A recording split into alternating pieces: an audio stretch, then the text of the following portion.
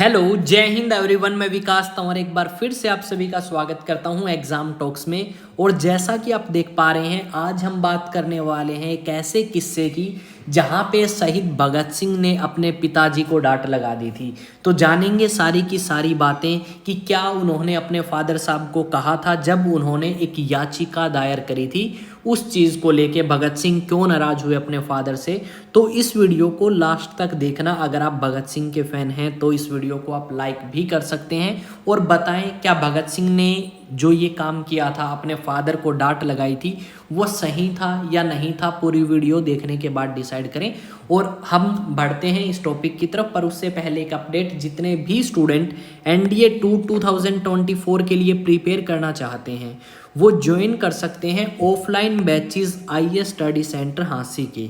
और ये जो बैच है ये स्टार्ट होंगे 15 अप्रैल 2024 से। अगर आप रजिस्ट्रेशन कराना चाहते हैं तो इस नंबर पे रजिस्ट्रेशन करा सकते हैं व्हाट्सएप मैसेज करके। और साथ में यहाँ पे जो स्ट्रेंथ रहेगी एक क्लास के अंदर वो 20 स्टूडेंट पर क्लास रहेगी, ताकि हर एक स्टूडेंट के ऊपर ध्यान दिया जा सके।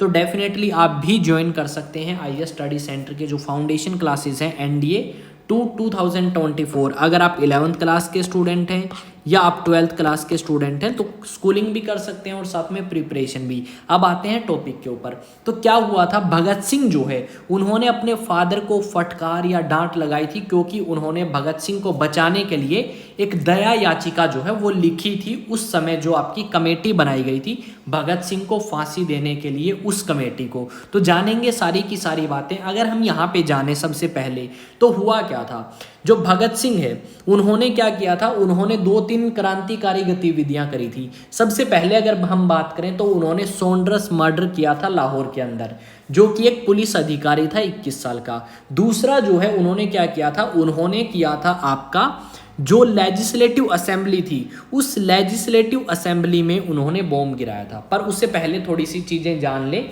हम हर साल 23 मार्च को क्या मनाते हैं, शहीदी दिवस मनाते हैं, क्योंकि इस दिन राजगुरु सुखदेव और शहीद भगत सिंह जो है इन्हें फांसी दी गई थी सेंट्रल जेल लाहौर के अंदर 1931 में। और उस समय जो भगत सिंह हैं वो 23 साल के थे। तो इस चीज़ को भी आप ध्यान में रखेंगे। अगर हम यहाँ पे बात करें कि भगत सिंह, राजगुरु सुखदेव जो है उन्हें फांसी क्यों दी गई थी और उन्होंने अपने पिताजी को क्या कहा था उस लेटर में जो उन्होंने अपने पिता को लिखा था डांट लगाते हुए, तो इस चीज़ की हम बात करेंगे। यहाँ पे एक बार थोड़ा सा बैकग्राउंड जान ले। जो शहीद भगत सिंह हैं उनके विचार थोड़े से अलग थे और वो अंग्रेजों के सख्त खिलाफ थे। उन्होंने क्या किया, अंग्रेजों को अपनी बात सुनाने के लिए या अपनी बात मनवाने के लिए भट्टुकेश्वर दत्त जो थे उनके साथ मिलके एक बॉम्ब गिराया लेजिस्लेटिव असेंबली में, या भारतीय संसद जो उस समय थी उसके अंदर। और उन्होंने कहा कि बहरों को सुनाने के लिए आवाज या धमाका जो है वो जरूरी है, और इस करके उनको वहां पे पकड़ लिया गया। और जब भगत सिंह ने और भट्टुकेश्वर दत्त ने बॉम्ब गिराया तो उन्हें आजीवन कारावास की सजा जो है वो सुना दी थी अंग्रेजों ने। अब आजीवन कारावास के बाद क्या हुआ, जो भगत सिंह है उसके ऊपर एक केस और लगा कि भगत सिंह जो है उन्होंने क्या किया है, एक ब्रिटिश अधिकारी थे जो कि सिर्फ और सिर्फ 21 साल के थे, जॉन पी सॉन्ड्रस, इनकी गोली मार के हत्या कर दी गई थी, जो कि इन्होंने गलती से मारा था। क्योंकि लाहौर के अंदर जब साइमन कमीशन आया था तो उसका विरोध कर रहे थे लाला लाजपत राय, और वहाँ जो पुलिस अधिकारी थे उनके ऑर्डर के ऊपर लाठियाँ चलाई गई और उन लाठियों के चलते हुए जख्मी हुए लाला लाजपत राय, और उन्हीं का बदला लेने के लिए इन्होंने एक पुलिस अधिकारी की हत्या कर दी जो कि गलती से करी गई थी। अब क्या हुआ, साइमन कमीशन तो आ चुका था और ये सारी चीज़ें हो चुकी थी। अब इसके बाद क्या हुआ, जो वहाँ के वॉइसरॉय थे इरविन, उन्होंने क्या कहा कि जो लाहौर षड्यंत्र केस है, ये जो आपका लेजिस्लेटिव असेंबली में बॉम्ब गिराया है उससे तो किसी की मृत्यु नहीं हुई, तो हम भगत सिंह को फांसी नहीं दे पाएंगे इस केस में। तुम एक काम करो, जो पहले वाला केस है सोंड्रस हत्याकांड वाला केस, उस केस को उठा के लेके आओ और जल्दी से जल्दी कार्रवाई चला के लाहौर षड्यंत्र केस में भगत सिंह को फंसाओ और इसे फांसी दो। 7 अक्टूबर 1930 को क्या हुआ, जो ट्रिब्यूनल है उन्होंने 300 पेज की एक फाइल तैयार करी और उसमें उन्होंने फैसला सुनाया कि राजगुरु सुखदेव और शहीद भगत सिंह जो हैं उनको फांसी की सजा सुनाई गई है और 23 मार्च 1931 को उन्हें फांसी दी जाएगी। अब ये सारी चीज़ें चलती रही। उनके जो फादर हैं किशन सिंह, वो भी एक क्रांतिकारी थे और उन्होंने क्या किया, उन्होंने अपने बेटे को बचाने के लिए अंग्रेजों को एक याचिका जो है वो दायर कर दी। पर भगत सिंह इसके बिल्कुल खिलाफ थे। उन्होंने इस याचिका को खारिज करते हुए कहा कि आप ये बिल्कुल गलत कर रहे हैं। पर उन्होंने क्या कहा, उनके फादर ने क्या कहा, उनके फादर ने कहा कि जो मेरा बेटा शहीद भगत सिंह है वो बेगुनाह है, निर्दोष हैं और उन्हें छोड़ दिया जाए, उनका कोई भी लेना देना नहीं है सोनरस हत्याकांड से। पर अंग्रेज मानने वाले थे नहीं।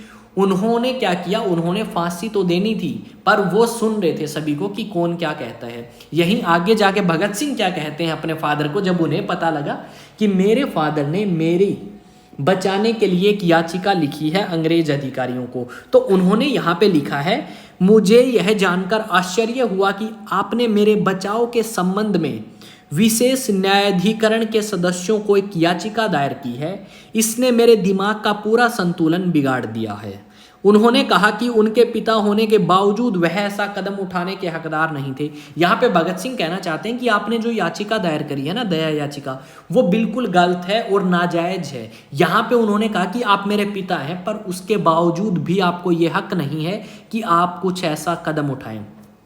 यह देखते हुए भगत सिंह ने हमेशा अपनी मंजूरी या अस्वीकृति की परवाह किए बिना स्वतंत्र रूप से काम किया है।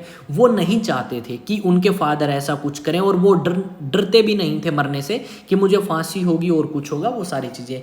अब सिंह ने अपने पिता पर सबसे खराब प्रकार की कमजोरी का आरोप लगाते हुए लिखा है, मुझे ऐसा लग रहा है जैसे मेरी पीठ में छुरा घोंप दिया गया है। ये देखो क्या बात लिखी है, मतलब बिल्कुल आप कह सकते हो यहाँ पे अपने पिता के लिए इतने कठोर शब्दों का इस्तेमाल किया है ताकि उनके पिता का लगाव खत्म हो जाए उनसे और वो किसी भी प्रकार से दुखी ना हो उनकी फांसी से। तो ये सारी की सारी चीज़ें जो है भगत सिंह लिख रहे हैं। उन्होंने लिखा, मेरी हमेशा से यह राय रही है सभी राजनीतिक कार्यकर्ताओं को उदासीन रहना चाहिए और कानून अदालतों में कानूनी लड़ाई के बारे में कभी परेशान नहीं होना चाहिए और उन्हें मिलने वाली कड़ी से कड़ी सजा को साहसपूर्वक सहन करना चाहिए। मेरी जिंदगी इतनी कीमती नहीं है, यह मेरे सिद्धांतों की कीमत पर खरीदने लायक बिल्कुल भी नहीं है।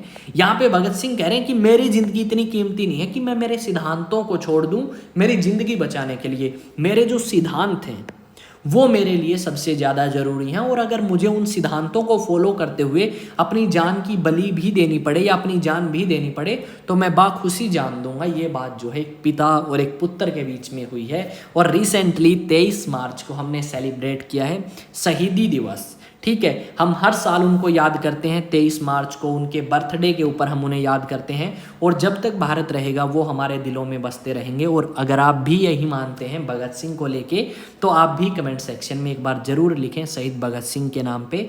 जय हिंद, जय भारत। और आई होप चीज़ें आपको समझ आई होंगी, जो मैं आप तक पहुँचाना चाहता था वो चीज़ें आप तक पहुँच चुकी होंगी कि किस तरीके से भगत सिंह जो हैं वो अपने सिद्धांतों को ऊपर रखते थे अपनी ज़िंदगी से भी। तो आप भी अपने सिद्धांतों को ऊपर रखें अपनी ज़िंदगी से भी और हर एक चीज़ से ऊपर। तो आई होप आपको चीज़ें अच्छी लगी होंगी, वीडियो अच्छी लगी होगी। और अगर वीडियो अच्छी लगे तो वीडियो को लाइक कर सकते हैं, शेयर कर सकते हैं और चैनल आपका अपना है सब्सक्राइब कर सकते हैं। कमेंट सेक्शन में ज़रूर लिखें शहीद भगत सिंह के नाम पे कुछ भी दो शब्द जो आपको अच्छा लगे या जो आपके मन में आते हैं उनके लिए उन शब्दों का ज़रूर यहाँ पे मुझे बताएं कि आपके मन में आता है शहीद भगत सिंह को लेके। तो मिलते हैं नेक्स्ट वीडियो में। जय हिंद, जय भारत।